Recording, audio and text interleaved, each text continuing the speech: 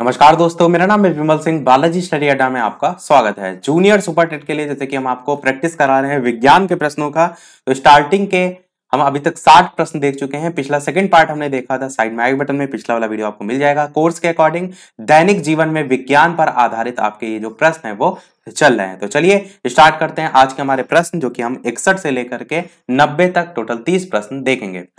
61 प्रश्न आपका कह रहा है कि जाड़े जो है उसकी रातों में अत्यधिक ठंड पड़ने पर पानी की जो पाइप होती है वो फट जाती है। इसका रीजन क्या होता है ये आपको बताना है।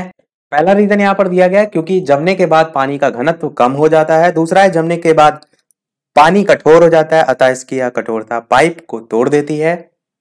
तीसरा कह रहा है कि जमने के बाद पानी का आयतन बढ़ जाता है। और चौथा कह रहा है कि जमने के बाद पानी की पाइप का धातु जो है वो गल जाता है। तो इस प्रकार से चार ऑप्शन है, बताना है आपको कौन सा सही होगा। तो चलिए बात करते हैं उत्तर की इन चारों ऑप्शन में से। तो आप क्या कहेंगे कि जमने के बाद पानी का जो आयतन होता है वो बढ़ जाता है। इसी कारण क्या होता है, जाड़े की रातों में अत्यधिक ठंड पड़ने पर जब पानी का आयतन बढ़ेगा तो जाहिर सी बात है पाइप जो है वो पानी का जो पाइप है वो भी फट जाएगा। तो आप ध्यान रखिएगा, सी वाला आपका ऑप्शन सही हो जाएगा।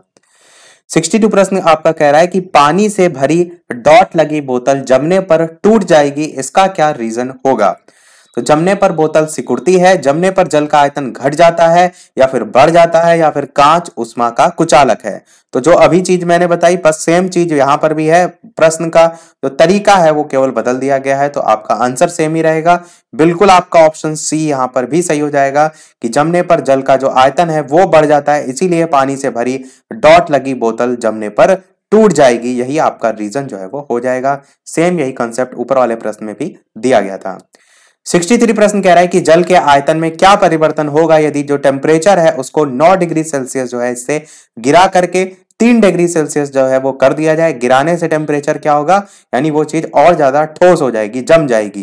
क्योंकि जैसे जैसे टेम्परेचर घटता जाता है जो पानी है वो धीरे धीरे जमने लगता है बर्फ के रूप में। तो वही है, आपसे पूछा गया है कि जल के आयतन में क्या परिवर्तन होगा यदि जो टेम्परेचर है वो 9 डिग्री सेल्सियस से गिरा करके 3 डिग्री सेल्सियस जो है वो कर दिया जाता है। उत्तर की बात करते हैं इन चारों ऑप्शन में से कौन सा सही होगा। आयतन में कोई परिवर्तन नहीं होगा, या आयतन पहले बढ़ेगा और बाद में घटेगा, या फिर पहले घटेगा बाद में बढ़ेगा, या पानी जम जाएगा। तो आपका जो आंसर है वो सी ऑप्शन सही होगा। क्या कहेंगे आप कि आयतन पहले तो जो है वो घटेगा और बाद में जो है वो बढ़ेगा। तो ये वाला आपका ऑप्शन सही हो जाएगा जब टेम्परेचर यहां से यहां जो है वो शिफ्ट किया जाएगा। अगला प्रश्न 64 देख लेते हैं कि एक झील में तैरने वाली इस्पात की नाव जो है उसके लिए नाव द्वारा विस्थापित पानी का भार जो है वो कितना है। नाव के भार से कम है, ज्यादा है, नाव के उस भाग के बराबर है जो झील के पानी की सतह के नीचे है, या नाव के भार के बराबर है। तो बताना है आपको इन चारों ऑप्शन में से कि कौन सा जो है वो सही होगा। पूछा गया है कि एक झील में तैरने वाली इस्पात जो है उसकी नाव के लिए नाव द्वारा विस्थापित पानी का भार कितना होगा। उत्तर की बात करते हैं इन चारों ऑप्शन में, तो सी वाला आपका ऑप्शन बिल्कुल सही होगा कि जो नाव है उसके भाग के भार जो है उसके बराबर, जो कि झील के पानी की सतह के जो है वो नीचे है। तो सी वाला आपका ऑप्शन यहां पर सही हो जाएगा। अगला प्रश्न देखते हैं 65 कि किसी कालीन की सफाई के लिए यदि उसे छड़ी से पीटा जाए तो उनमें कौन सा नियम लागू होता है। गति का पहला नियम, गति का दूसरा नियम, या फिर तीसरा नियम, या फिर गति के पहले और दूसरे नियम का संयोजन। बहुत ही बढ़िया प्रश्न है। चार ऑप्शन है, बताना है आपको कौन सा सही होगा। एकदम सभी जो प्रश्न आप देख रहे हैं जो आपका सिलेबस में कोर्स दे रखा है दैनिक जीवन में विज्ञान, टोटली उसी पर ही बेस्ड हैं। तो ऑप्शन एबीसीडी में से उत्तर की बात करते हैं तो बिल्कुल आपका पहला ही ऑप्शन सही होगा। गति का पहला नियम जो है आपका सही हो जाएगा। जब किसी कालीन की सफाई के लिए उसे छड़ी से पीटा जा रहा है तो छड़ी जो है आपकी इस प्रकार से होती है, तो ये भी देखिए अपने आप में एक नंबर ही तो है। तो ऐसे भी तो ध्यान रख सकते हैं, गति का पहला नियम आपका सही हो जाएगा। छड़ी से ही आप आसानी से इसे जोड़ भी सकते हैं। अगला प्रश्न 66 कह रहा है कि सड़क पर चलने की अपेक्षा बर्फ पर चलना कठिन है, इसका रीजन जो है वो क्या होता है। बर्फ सड़क से सख्त होती है, सड़क बर्फ से सख्त होती है। जब हम अपने पैर से धक्का देते हैं तो बर्फ कोई प्रतिक्रिया व्यक्त ही नहीं करती, या फिर बर्फ में सड़क की अपेक्षा घर्षण जो है वो कम होता है। तो बताना है आपको इन चारों ऑप्शन में से कौन सा जो है वो सही होगा। तो इस चीज को इस तरीके से समझिए कि आप स्वयं जब उस पर चल के देखेंगे तो आप क्या महसूस करेंगे, आप ये महसूस करेंगे कि जो उसकी सतह होती है वो चिकनी होती है तो फिसलती है, तो फिसलने से संबंधित क्या होता है, बस इतना सा अगर आप समझ गए तो इस प्रश्न में आप बिल्कुल सही टिक करके आएंगे। तो बिल्कुल आप घर्षण बल से संबंधित समझ जाएंगे कि जब फिसलने की बात आ रही है तो सड़क पर चलने की अपेक्षा बर्फ पर चलना कठिन है। इसका रीजन यह है कि बर्फ में सड़क की अपेक्षा घर्षण जो है वो कम होता है, यही आपका रीजन जो है भी हो जाएगा। अगला प्रश्न देखते हैं 67 की रोड़ी युक्त सड़क की तुलना में बर्फ पर चलना कठिन होता है, इसका क्या रीजन होता है। देखिए प्रश्न वही है, पूछने का तरीका यहां पर बदल दिया गया है। तो बर्फ मुलायम और स्पंजी होता है जबकि रोड़ी कठोर होती है। पैर तथा बर्फ के मध्य घर्षण बल रोड़ी और पैर के मध्य घर्षण बल की तुलना में कम होता है, या बर्फ पर घर्षण बल रोड़ी की तुलना में अधिक होता है, या इनमें से कोई नहीं। तो यहां पर देखिए दोनों ही टाइप के प्रश्न में ऑप्शन जो है वो दे दिए गए हैं। बताना है आपको इन चारों ऑप्शन में कौन सा जो है वो सही होगा। और वीडियो को सभी लोग लाइक भी करते रहिएगा। इसी प्रकार धुआंधार बेहतरीन से बेहतरीन प्रश्न हम आपको प्रैक्टिस जो है वो कराते रहें, और प्रश्नों को ये सभी याद भी करते अवश्य चलिएगा, क्योंकि जैसे जैसे हम आगे बढ़ रहे हैं चैप्टर अलग अलग आएंगे, और अगर आप याद नहीं करेंगे तो फिर एक साथ बहुत सारा बोझ हो जाएगा। तो कोशिश ये कीजिए कि डेली डेली इन प्रश्नों को याद भी करते चलिए। उत्तर की बात करते हैं इन चारों ऑप्शन में से कौन सा सही होगा। तो बिल्कुल आपका बी वाला ऑप्शन यहां पर सही होगा। क्या कि पैर और बर्फ के मध्य जो घर्षण बल है वो रोड़ी और पैर के मध्य घर्षण बल जो है उसकी तुलना में कम होता है, और कम होने के रीजन से ही चलना कठिन भी जो है वो होता है। और यही चीज हमने ऊपर भी देखी थी, बर्फ में सड़क की अपेक्षा घर्षण बल कम होता है, यही रीजन वहां पर भी हमने दिया था, यही रीजन यहां पर भी हमने दिया है। बढ़ते हैं हमारे अगले प्रश्न की तरफ। 67 के बाद 68 की लकड़ी के सिलेंडराकार पात्र यानी कि बैरल जो है, इसको खींचने की जगह लुढ़कना या लुढ़काना आसान होता है।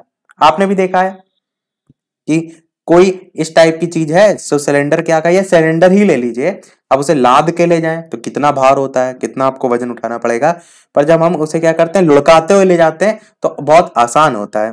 तो यही पूछा गया है कि इसका रीजन क्या होता है, क्योंकि पहला कह रहा है कि जब उसे खींचा जाता है तो वस्तु जो है उसका भार कार्यकारी होता है। दूसरा कह रहा है कि लुढ़कन अवस्था का घर्षण बल फिसलन अवस्था के घर्षण बल की तुलना में बहुत कम होता है। तीसरा कह रहा है कि खींचने की अवस्था में सड़क जो है उसके संपर्क में बैरल का पृष्ठ क्षेत्रफल अधिक होता है। और चौथा कह रहा है उपरोक्त जो विकल्प दे रखे हैं उसके अतिरिक्त कोई विकल्प, यानी कि ये भी कह सकते हैं इनमें से कोई नहीं। तो बताना है इन चारों ऑप्शन में से कौन सा जो है वो सही होगा। उत्तर की बात कर लेते हैं तो आप क्या कहेंगे कि लुढ़कन अवस्था का जो घर्षण बल होता है वो फिसलन अवस्था के घर्षण बल की तुलना में बहुत ज्यादा कम होता है। इसी रीजन से जो है आपका लुढ़काना आसान जो है वो हो जाएगा। तो आपने इतने 3 टाइप के प्रश्न घर्षण बल से संबंधित देखे, उससे क्या निष्कर्ष निकला, उससे निष्कर्ष ये निकला कि जितना ज्यादा घर्षण बल जो है वो कम होगा उस पे फिसलन जो है वो उस आधार पर अधिक होगी। जैसे लुढ़कने की बात हो रही है कि लुढ़कन जो लुढ़कन अवस्था है उसका घर्षण बल फिसलन की अवस्था के घर्षण बल की तुलना में क्या होता है, बहुत कम होता है। समझ रहे हैं, कम होता है, और कम होने के रीजन से ही वो आसानी से जो है वो घूमता हुआ चला जाता है। तो यही यहां पर पूछा भी गया था कि खींचने की जगह लुढ़काना आसान जो है वो होता है, इसका क्या रीजन होता है। तो ये जरूर ध्यान रखिएगा घर्षण बल कम के संदर्भ में। 69 प्रश्न कह रहा है कि एक नदी में चलता हुआ जहाज समुद्र में आता है तब जहाज का जो स्तर होता है, बहुत ही महत्वपूर्ण प्रश्न है ये, बहुत ज्यादा रिपीट होता है, बहुत से कॉम्पिटेटिव लेवल में ये प्रश्न पूछा गया है आपका। बताइए पहले जितना ही होगा, थोड़ा ऊपर आएगा, थोड़ा नीचे आएगा, या फिर ऊपर या नीचे होगा, जो उसमें पड़े हुए भार पर निर्भर करेगा। तो बताइए कि एक नदी में चलता हुआ जहाज है और जैसे ही समुद्र में आता है, समुद्र में मिलता है, तो जहाज का जो स्तर होगा उस पर क्या प्रभाव पड़ेगा, ये आपसे यहां पर पूछा गया है। आंसर की बात कर लेते हैं इन चारों ऑप्शन में से। तो आप अगर डी के बारे में सोच रहे हैं तो गलत है, बी आपका ऑप्शन बिल्कुल सही होगा कि थोड़ा सा ऊपर जो है वो उठ जाएगा। ध्यान रखिएगा जहाज का जो स्तर है वो थोड़ा सा ऊपर उठ जाएगा, भार से कोई लेना देना उसका नहीं है, जो कि चौथे में लिखा गया था आपको कंफ्यूज करने के लिए। 70 नंबर प्रश्न कि लोहे की कील पारे में क्यों तैरती है जबकि यह पानी में जो है वो डूब जाती है। बहुत बेहतरीन प्रश्न है। बताइए कि लोहे की कील जो है वो पारे में क्यों तैरती है जबकि पानी में जो है डूब जाती है। तो पहला ऑप्शन कह रहा है कि लोहे की पारे से रासायनिक क्रिया जो है उसकी प्रवृत्ति पानी की तुलना में कम होने के कारण ऐसा होता है, या लोहे का भार पानी से अधिक है और पारे से कम है, या लोहे का घनत्व पानी से अधिक है पारे से कम है, या पारा जो है वो पानी से भारी है। तो इस प्रकार से चार ऑप्शन है, बताना है आपको इन चारों ऑप्शन में कौन सा जो है वो सही होगा। उत्तर की बात कर लेते हैं इन चारों ऑप्शन में, तो आपका ऑप्शन सी वाला बिल्कुल सही होगा कि लोहे का जो घनत्व होता है वो पानी से अधिक है और पारे से कम है। यही आपका रीजन जो है वो होता है कि लोहे की कील पारे में तैरती है जबकि पानी में जो है वो डूब जाती है। तो लोहे का घनत्व के पर सारी चीजें डिपेंड करती हैं। यही सारी चीजें मैंने मृत सागर के संदर्भ में बताया था कि वहां पर घनत्व के कारण ही जो है आपका जो उसमें लोग डूबते नहीं है। तो क्या है, चीजों को ये भी समझिए कि जब डूबने की बात आ रही है तो घनत्व की बात होगी, जब फिसलने की बात आ रही है तो घर्षण बल की बात हो रही है। तो इन सब चीजों से अब ऑप्शन अगर नहीं भी आता है तो ऑप्शन तक पहुंच सकते हैं।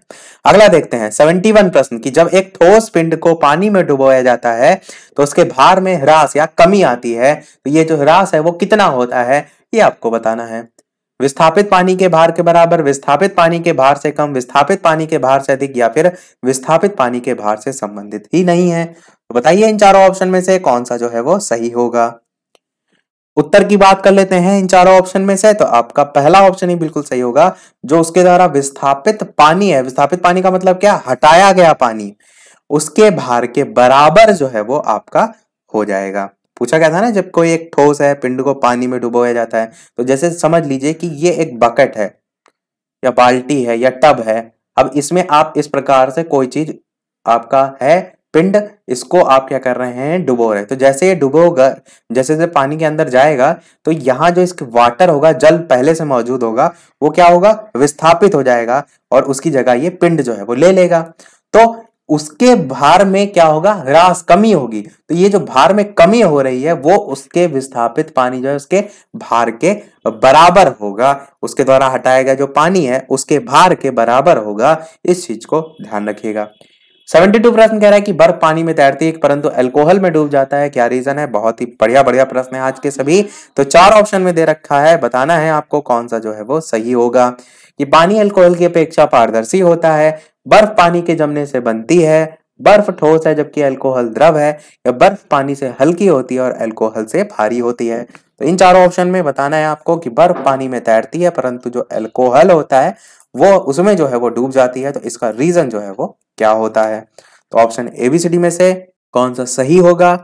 चलिए बात कर लेते हैं उत्तर की। तो आप क्या कहेंगे कि बर्फ जो है वो पानी से हल्की होती है। ध्यान दीजिए, बर्फ जो होती है वो पानी से हल्की होती है और अल्कोहल से कंपैरिजन करें तो उससे भारी होती है। और यही रीजन होता है कि बर्फ पानी में तैरती है परंतु अल्कोहल में डूब जाती है। तो बर्फ पानी से हल्की होती है, तो जिसमें आप डुबो रहे हैं अब उसी से ही हल्का है, तो जाहिर सी बात है उसमें डूब जाएगी। अब जैसे पानी में आप लोहे का कोई कंकड़ डालिए या पत्थर ही डालिए तो पत्थर डूब जाता है, क्योंकि जो पत्थर है वो उस पानी से भारी होता है।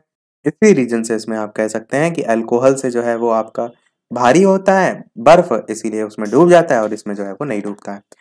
73 प्रश्न देखते हैं कि स्टील की गोली तब पारे में जो है वो तैरती है, इसका रीजन जो है आपको बताना है। अब अभी जो हमने कंसेप्ट सीखा उसी से ही यहाँ पर हम आसानी से उत्तर तक भी जो है वो पहुंच सकते हैं।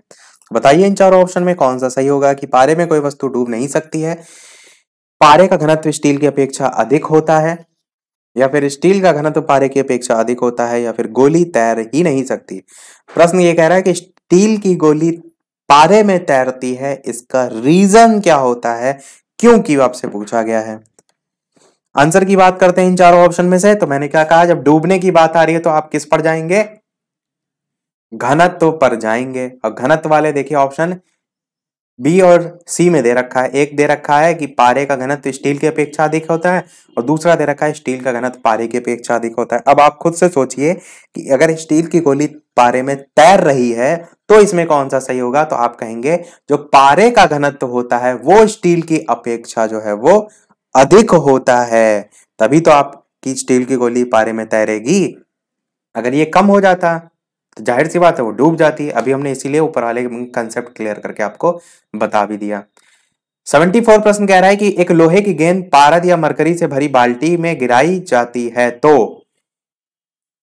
पूछा गया है आपसे कि एक लोहे की जो गेंद है वो पारद या मरकरी से भरी बाल्टी में गिराई जाती है तो या बाल्टी की पेंदी में बैठ जाएगी या पारे की सतह पर तैरेगी या घुल जाएगी या इनमें से कोई नहीं। अब आपको यहां पर भी वही कंसेप्ट लगाना है जो अभी तक हमने देखा और उसी के आधार पर जो है वो आंसर देना है कि लोहे की जो गेंद है वो पारद या मरकरी जो है उसकी तुलना में भारी या हल्की है, उसका घनत्व ज्यादा या कम है, उसके आधार पर सोचिए और उसके आधार पर आंसर जो है वो बताइए। तो ऑप्शन एबीसीडी में से उत्तर की बात करते हैं कौन सा सही होगा, तो आप कहेंगे ये जो है पारे की सतह पर जो है वो तैरेगी। बस यही ऑप्शन बी वाला आपका सही हो जाएगा। अगला प्रश्न आपका 75 है कि किसी तापमान या किस तापमान पर जो जल है उसका जो घनत्व होता है वो अधिकतम होता है। बहुत ही बढ़िया प्रश्न है ये भी आपका, बड़ी महत्वपूर्ण तो है ही है। बताइए इन चारों ऑप्शन में कौन सा सही होगा। आई थिंक मैंने यही वाला प्रश्न पूछा था, जिससे पहले जो आया था वो नहीं पूछा था, ये पूछा था हाँ, कि किस तापमान पर जल का घनत्व अधिकतम होता है। किसी ने 0 कहा था आंसर, किसी ने 4 कहा था, 4 डिग्री सेल्सियस। तो चलिए अब बात करते हैं उत्तर की इन चारों ऑप्शन में। तो आप ध्यान रखिएगा 4 डिग्री सेल्सियस आपका होता है। ये प्रश्न मैंने पूछा इसलिए था कि काफी लोग 0 डिग्री सेल्सियस के साथ जाएंगे, तो ध्यान रखिएगा जल के घनत्व की बात की जाए उसका अधिकतम कब होता है तो 4 डिग्री सेल्सियस पर जो है वो होता है। ऑप्शन नंबर डी आपका सही हो जाएगा। 76 प्रश्न कह रहा है कि वस्तु की मात्रा बदलने पर अपरिवर्तित रहेगा, क्या अपरिवर्तित रहेगा? आयतन, भार, द्रव्यमान या घनत्व। 4 ऑप्शन है, बताइए इन चारों ऑप्शन में कौन सा जो है वो सही होगा। वस्तु की मात्रा बदलने पर किसमें कोई परिवर्तन नहीं होगा। आंसर की बात करते हैं तो आप कहेंगे घनत्व में कोई परिवर्तन नहीं होगा, जबकि आयतन, भार, द्रव्यमान जो है वो बदल सकते हैं। तो डी वाला आपका ऑप्शन घनत्व जो है वो बिल्कुल सही हो जाएगा। 77 प्रश्न कह रहा है कि तैराक जो है उसको नदी के मुकाबले समुद्री पानी में तैरना आसान क्यों लगता है, इसका रीजन यहाँ पर पूछा गया है। बताइए, समुद्री पानी में प्रदूषण कम होता है, समुद्री तरंगे जो है वो तैराक को तैरने में सहायता प्रदान करती हैं या सहायक होती हैं, या फिर समुद्री पानी का घनत्व तो साधारण पानी से ज्यादा होता है, या फिर समुद्र में पानी का आयतन ज्यादा होता है। तो 4 ऑप्शन में बताना है आपको कौन सा सही होगा कि तैराक को नदी के मुकाबले समुद्र जो पानी है, समुद्री पानी, उसमें तैरना आसान क्यों लगता है। आंसर की बात करते हैं 4 ऑप्शन में से कौन सा सही होगा, तो बिल्कुल आपका ऑप्शन सी वाला सही होगा कि जो समुद्री पानी है उसका जो घनत्व है वो साधारण पानी से ज्यादा जो है वो होता है। तो यही आपका जो है वो बिल्कुल सही हो जाएगा। आपने अभी तक 2 कंसेप्ट इसमें देखे, एक आपका घर्षण बल था, एक आपका घनत्व। अधिकतर चीजें इसी पर ही बेस्ड आप देख रहे हैं, चल भी रही हैं। अगला देखते हैं 78 प्रश्न कि बादल किस कारण से वायुमंडल में तैरते हैं। निम्न दाब, निम्न घनत्व, निम्न श्यानता, निम्न तापमान किस कारण से वायुमंडल में तैरते हैं, ये आपसे यहां पर पूछा गया है। तो ऑप्शन एबीसीडी में से कौन सा सही होगा, बात करते हैं उत्तर की, तो आप कहेंगे निम्न घनत्व के कारण जो है ये वायुमंडल में तैरते हैं। तो बादल किस कारण से, निम्न घनत्व के कारण जो है वो वायुमंडल में तैरते हैं। 79 प्रश्न आपका कह रहा है कि समुद्र में प्लवन करते आइसबर्ग जो हैं उनका कितना भाग समुद्र की सतह जो है उससे ऊपर रहता है। यह पूछा गया है आपसे कि समुद्र में प्लवन करते आइसबर्ग का कितना भाग समुद्र की सतह से ऊपर रहता है। 1/9, 1/10, 1/6 या फिर 1/4। इस प्रकार से 4 ऑप्शन है, बताना है आपको कौन सा जो है वो सही होगा। चलिए बात करते हैं उत्तर की, तो आपका आंसर पहला वाला ही ऑप्शन सही हो जाएगा। 1/9 जो है वो बिल्कुल सही हो जाएगा। 1/9 भाग जो है समुद्र की सतह से ऊपर जो है वो रहता है। 80 नंबर प्रश्न कह रहा है कि बांध के नीचे की दीवार मोटी बनाई जाती है, इसका रीजन जो है वो क्या होता है। गहराई बढ़ने के साथ द्रव का दाब बढ़ता है, गहराई बढ़ने के साथ द्रव का दाब घटता है, गहराई बढ़ने के साथ द्रव का घनत्व बढ़ता है, या गहराई बढ़ने के साथ द्रव का घनत्व जो है वो घटता है। तो 4 ऑप्शन दे रखे हैं। बांध जो है उसकी नीचे की दीवार मोटी बनाए जाने का रीजन आपसे यहाँ पर जो है वो पूछा गया है। तो ऑप्शन एबीसीडी में से कौन सा सही होगा, उत्तर की बात करते हैं तो आप क्या कहेंगे कि गहराई बढ़ने के साथ जो द्रव का दाब होता है वो बढ़ता जाता है, और जब प्रेशर ज्यादा बढ़ेगा तो नीचे की दीवार मोटी होना तो जाहिर सी बात जरूरी है, वरना बांध जो है वो टूट जाएगा। तो आपका पहला ऑप्शन जो है वो बिल्कुल सही हो जाएगा।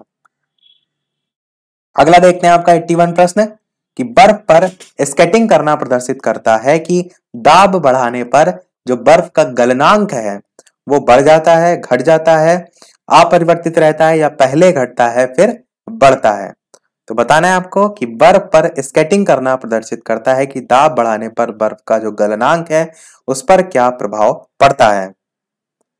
तो ऑप्शन एबीसीडी में से आंसर की बात करते हैं तो आपका आंसर बी वाला बिल्कुल जो है वो सही होगा, यानी कि घट जाता है। बर्फ पर स्केटिंग करना प्रदर्शित क्या करता है कि दाब जब बढ़ाएंगे आप तो बर्फ का जो गलनांक है वो घट जाता है, ये आपका सही हो जाएगा।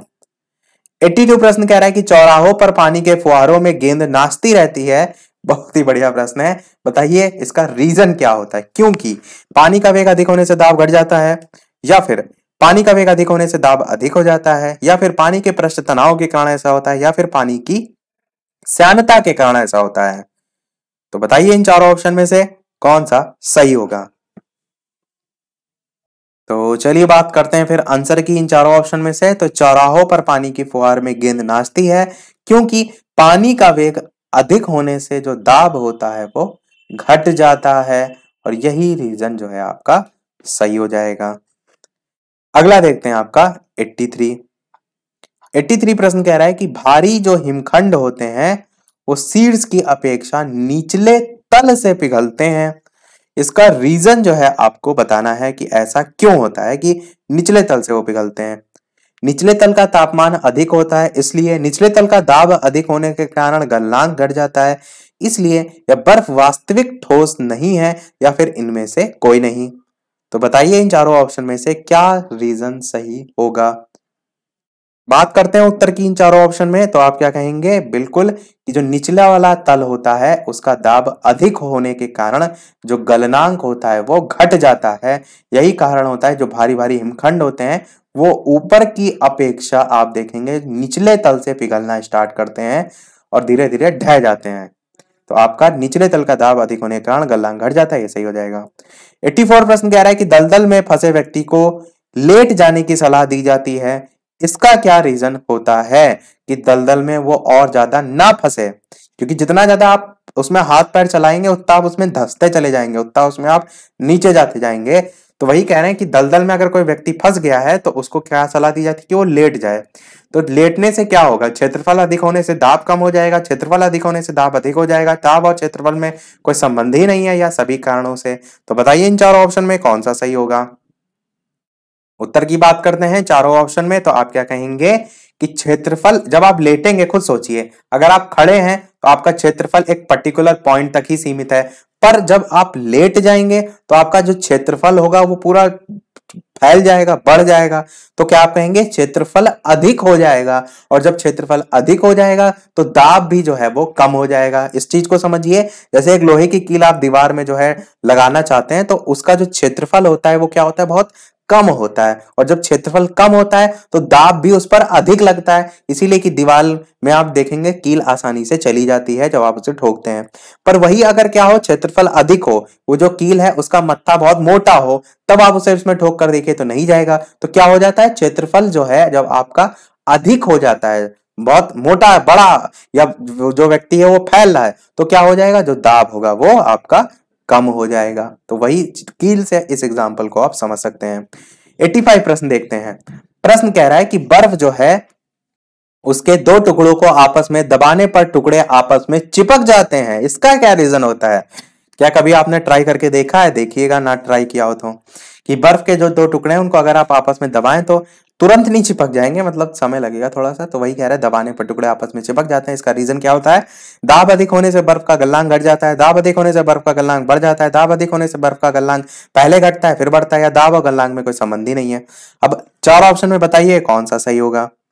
संबंध ही नहीं है ये तो कभी आप नहीं कहेंगे, पूछा ही गया रीजन क्या होता है। तो तीन ऑप्शन है, आंसर की बात करते हैं इन तीनों ऑप्शन में से, तो आपका पहला ऑप्शन ही सही होगा कि जब दाब अधिक हो जाता है तो जो बर्फ का गलनांक होता है वो आपका घट जाता है, और यही आपका जो रीजन है वो हो जाएगा। 86 प्रश्न देखते हैं कि प्रायः क्या जो तेज आंधी आती है तो आने पर फूस या टीन की हल्की छतें उड़ जाती हैं, क्योंकि छतों का आकार जटिल होता है, छतें कसकर बंधी नहीं होती हैं, छतों के ऊपर बहने वाली उच्च वेग की वायु छत सतह पर दाब उत्पन्न कर देती है और छत के नीचे दाब सामान्य रहता है, या छत जो फूस की छतें होती हैं वो तेज वायु से खुद उड़ जाती हैं, स्वतः उड़ जाती हैं।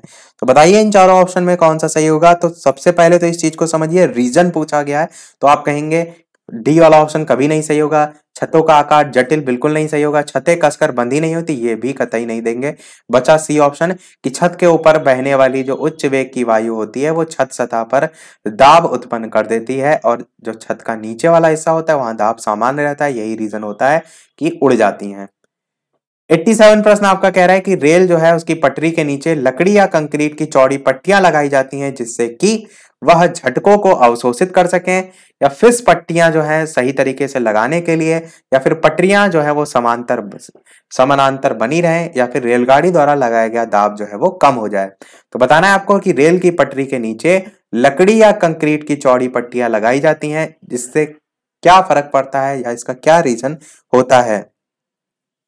बात करते हैं उत्तर की इन चारों ऑप्शन में से, तो आप क्या कहेंगे, डी वाला ऑप्शन सही होगा कि रेलगाड़ी द्वारा लगाया गया जो दाब होता है, प्रेशर जो होता है वो कम पड़े, वो कम हो जाए, यही रीजन होता है कि रेल की पटरी के नीचे लकड़ी या कंक्रीट की चौड़ी पट्टियां जो है वो लगाई जाती हैं, प्रेशर जो है उसको कम बनाए रखने के लिए। 88 प्रश्न देखते हैं, 90 तक भी हम प्रश्न देखेंगे, यानी 3 प्रश्न हमारे और शेष रह गए हैं। कि पहाड़ों पर कभी कभी व्यक्तियों के नाक और मुंह से खून निकलने लगता है, ये भी प्रश्न बहुत रिपीट होता है। बताइए चार ऑप्शन में कौन सा सही होगा, कौन सा रीजन होता है ऐसा। ऊंचाई बढ़ने से रक्तदाब बढ़ जाता है, ऊंचाई बढ़ने के साथ रक्तदाब घट जाता है, या फिर ऊंचाई बढ़ने के साथ वायुमंडलीय दाब बढ़ता है, या फिर वायुमंडलीय दाब घटता है। तो बताइए क्या रीजन जो है वो होता है।